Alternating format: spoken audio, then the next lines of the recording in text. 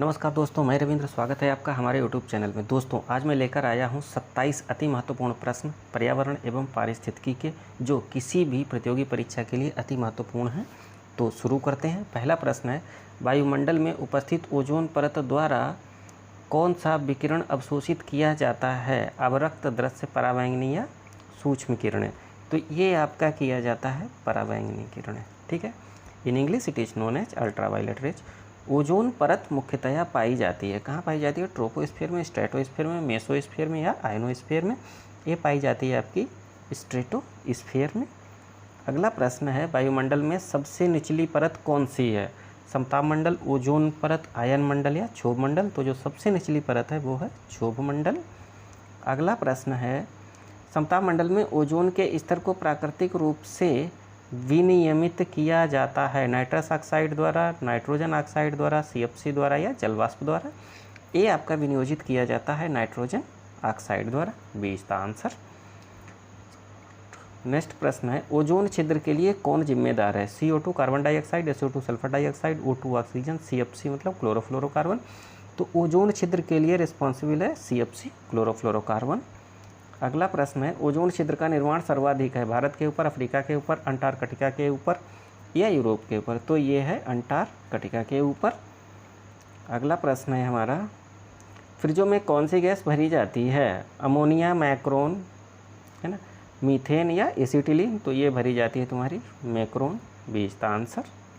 अगला प्रश्न है, मॉन्ट्रियल प्रोटोकॉल निम्न में से किससे संबंधित है, किसके श्रवण से संबंधित है? ऑप्शन है हरित गृह गैसें, अम्लीय वर्षा, ओजोन क्षरण या संकटग्रस्त प्रजाति? तो ये मॉन्ट्रियल प्रोटोकॉल जो हुआ था वो था आपका ओजोन क्षरण से। हरित गृह गैसों के लिए तुम्हारा है GHG होता है ना, इसके लिए क्या रिस्पॉन्सिबल है? Carbon dioxide. अम्लीय वर्षा SO2 सल्फर डाइऑक्साइड। संकटग्रस्त यूनियन के लिए, प्रजाति के लिए एक IUCN संस्था है जो इसके लिए रेड डाटा बुक बनाती है। अगला प्रश्न है, रॉकेट में ईंधन का कौन सा प्रयोग किया जाता है? रॉकेट में कौन सा ईंधन प्रयोग किया जाता है? CFC chlorofluorocarbon, nitric acid, kerosene तेल या कार्बन डाइऑक्साइड? ये होता है आपका केरोसिन तेल। अगला प्रश्न है, सूर्य से आने वाला हानिकारक परावैंगनी विकिरण कारण हो सकता है यकृत कैंसर का, मस्तिष्क कैंसर का, मुखीय कैंसर का या त्वचीय कैंसर का? तो ये हो सकता है आपका त्वचीय कैंसर का। ठीक है। अगला प्रश्न है, सदाबहार वन पाए जाते हैं मालवा पठार, पूर्वी घाट, पश्चिमी घाट, छोटा नागपुर पठार? तो ये पाए जाते हैं आपके पश्चिमी घाट में। अगला प्रश्न है, भारत में मैंग्रोव ज्वारीय वन वनस्पति मुख्यतः पाई जाती है मालाबार तट में, सुंदरवन में, कच्छकारण्य में या दंडकारण्य में? तो ये पाई जाती है आपकी सुंदरवन, और सुंदरवन में ही विश्व का सबसे बड़ा डेल्टा है जो गंगा ब्रह्मपुत्र के डेल्टा के नाम से प्रसिद्ध है। और सुंदरवन हमारा पश्चिम बंगाल में पड़ता है और पश्चिम बंगाल की राजधानी कोलकाता है। अगला प्रश्न है, निम्न में से कौन सा भारत में निर्वनीकरण का प्रभाव नहीं है? ऑप्शन है हिमालय में जल स्रोतों का सूखना, जैव विविधता की कमी, नगरीकरण या मृदा अपरदन? तो ये है तुम्हारा नगरीकरण। ठीक है।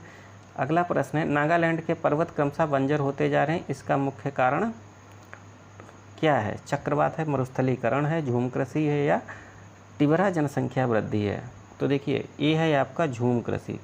झूम कृषि में जंगलों को काटकर उनको सुखाया जाता है, फिर उसी ज़मीन पर खेती की जाती, और वो जब अनुपजाऊ ज़मीन हो जाती है उसके बाद जनजातियां पुनः कहीं दूसरी जगह जंगल काटती हैं, तो इसकी वजह से पर्वत जो है वो बंजर होते जा रहे हैं। ठीक है। अगला प्रश्न है, वन ह्रास का मुख्य कारण है सड़कों का निर्माण, नदी घाटी परियोजनाएं, औद्योगिक विकास या कृषि विकास? तो वन ह्रास का जो मुख्य कारण है वो है औद्योगिक विकास। Friends, today are all the questions are very important. They are always asking in any exam. You can check whenever you go to any exam and go there and then you can check here. Okay. Next question. Bharat में उपयुक्त पारिस्थितिक संतुलन बनाए रखने के लिए वनाच्छादन हेतु न्यूनतम संस्तुति भूमि क्षेत्र है 25%, 33%, 43%, 53%। तो भारत में जो है वनाच्छादन के लिए 33% इम्पोर्टेंट किया गया है, इसका प्लान है। ठीक है। राष्ट्रीय वन नीति 1952 के अनुसार निम्न में से कौन सा वन का संवर्ग नहीं है? राष्ट्रीय वन, राष्ट्रीय उद्यान, संरक्षित वन और ग्राम वन? देखिए, इसमें जो है राष्ट्रीय वन होता है ना, संरक्षित वन भी होता है और ग्राम वन भी होता है, ठीक है। और एक और होता है, वो होता है भूमि वन, ठीक है। तो वो चौथा होता है तुम्हारा, लेकिन राष्ट्रीय उद्यान नहीं होता है। सो हमारा यही आंसर हो जाएगा, कौन सा, राष्ट्रीय उद्यान जो है इस नीति में नहीं है। जबकि चौथा कौन सा है, चौथा है आपका भूमि वन, ठीक है। कृपया इसको ध्यान रखें। सो नेक्स्ट प्रश्न है, भारत की सबसे बड़ी मछली है stone fish, whale fish, marlin या हिप्सा। देखिए जो व्हेल फिश है ये भारत ही नहीं, ये विश्व की सबसे बड़ी मछली है। तो जो विश्व की है वही भारत की भी होगी, तो व्हेल फिश, ठीक है। नेक्स्ट प्रश्न है, घड़ियाल बहुतायत में पाया जाता है गंगा में, गोदावरी में, कृष्णा में, कावेरी में। तो घड़ियाल जो है ये कहाँ पाया जाता है, ये पाया जाता है गंगा में। और घड़ियाल जो है ये मगरमच्छ की एक प्रजाति है, ठीक है।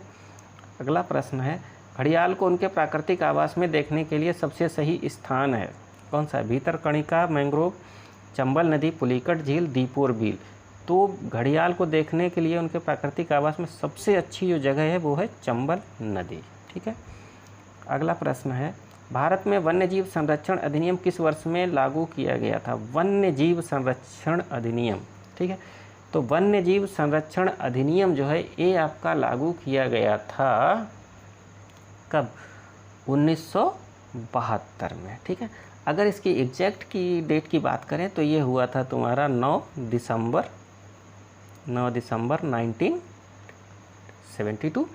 और इसमें जो है आपकी 66 धाराएँ, ठीक है, 66 धाराएँ, और 66 धाराओं के अतिरिक्त इसमें 7 अनुच्छेद और 6 अनुसूचियाँ हैं, ठीक है। So this is very very important in question, ठीक है।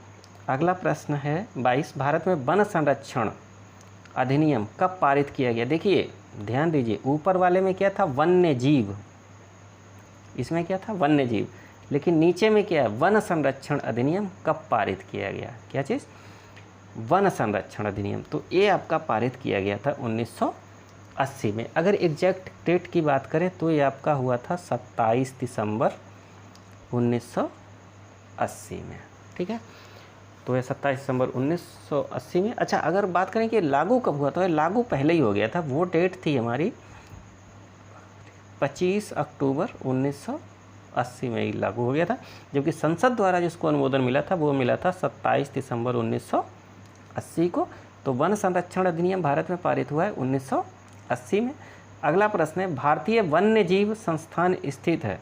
देखिए वन्य जीव और एक है वन संरक्षण संस्थान, ठीक है। एक है भारतीय वन्य जीव संस्थान, दूसरा है भारतीय वन संस्थान स्थित है। तो ये दोनों जो हैं वो देहरादून में हैं। और देहरादून कहाँ है, यह है उत्तराखंड में। शिमला कहाँ है, यह है हिमाचल प्रदेश में। भोपाल कहाँ है, यह है मध्य प्रदेश में। नई दिल्ली कहाँ है, ये तो दिल्ली में ही है, ठीक है। तो वेरी वेरी इंपॉर्टेंट प्रश्न।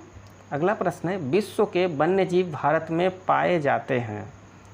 विश्व के वन्य जीव, ठीक है, वन्य जीव और वन दोनों अलग चीज़ हैं। वन्य जीव मतलब जो वन के अंदर जीव रहते हैं, ठीक है, वो वन्य जीव कहलाते हैं। तो 5.28%, 2.38, 6.28 नहीं, जो 7.28% जो है विश्व के वन्य जीव भारत में पाए जाते हैं। अगला प्रश्न है, चिपको आंदोलन के प्रणेता कौन है। कौन है, मेधा पाटेकर, एम.एस. स्वामीनाथन, सुंदरलाल बहुगुणा और चंडी प्रसाद भट्ट। देखिए प्रणेता, ठीक है, तो प्रणेता हैं आपके चंडी प्रसाद भट्ट। लेकिन अगर बात की जाए नेता की, तो नेता कौन है, ये है सुंदरलाल बहुगुणा। इनका हाल ही में निधन हो गया। चिपको आंदोलन very very important for coming the 1 year examinations. This question may be come in every exam. So for this question correct answer is Chandi Prasad Bhatt. Next question, national bureau of plant genetic resources स्थित है नई दिल्ली में, कोलकाता में, मुंबई में, चेन्नई में। देखिए ये आपका स्थित है नई दिल्ली में। दोस्तों अगर आपको ये प्रश्न अच्छे लगें तो कृपया सब्सक्राइब करें, लाइक करें, शेयर करें, कमेंट करें, और हाँ, सब्सक्राइब करने के बाद बेल आइकन जरूर दबाएं, इससे कि आपको हमारा जो भी अगला वीडियो आएगा वो आपको मिलता रहे और आपकी अच्छे से तैयारी हो सके। अगला प्रश्न है, world wild life fund WWF का प्रतीक कौन जानवर है। शेर, जाइंट पांडा, हार्नबिल, सफ़ेद भालू। तो वर्ल्ड वाइड फंड इसका जो है वो है जाइंट पांडा है इसका प्रतीक।